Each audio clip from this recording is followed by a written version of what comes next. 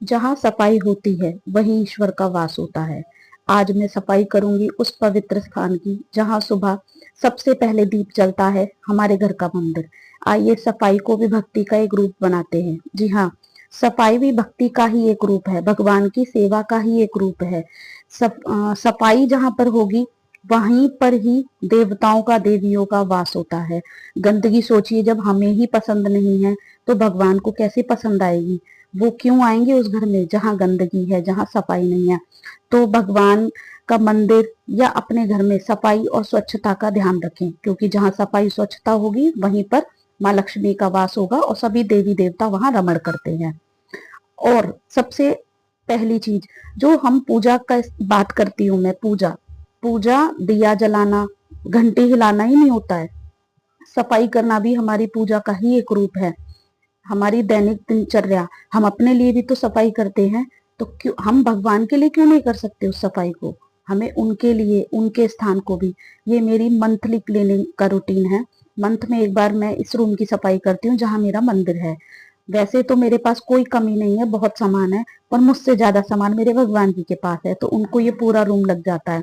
थोड़ा स्टोरेज का प्रॉब्लम है, तो इसलिए जो अलमारियां हैं और कुछ रैक्स हैं इनका इस्तेमाल करती हूँ। ऑर्गेनाइज करके रखती हूँ सामान, ताकि पूजा करने में मुझे भी इजी रहता है।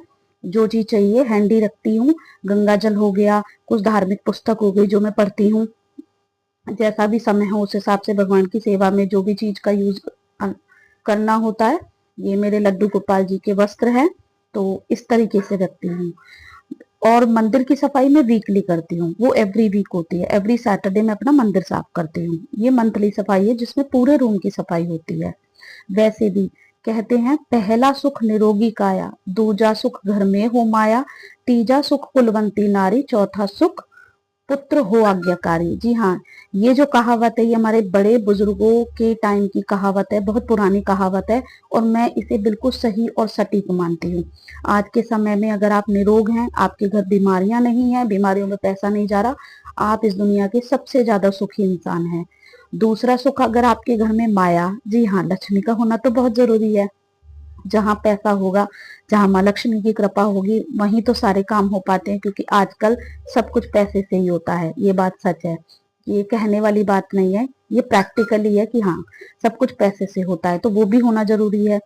और तीसरा सुख कुलवंती नारी। अगर आपकी फीमेल्स, आपकी घर की फीमेल्स, चाहे वो आपकी मम्मी हो, आपकी बेटी हो, बहन हो, बीवी हो, पत्नी हो, अगर वो आपके कहे अनुसार चलती हैं तो आप बहुत सुखी हैं। और एक आज्ञाकारी संतान का होना, जी हाँ,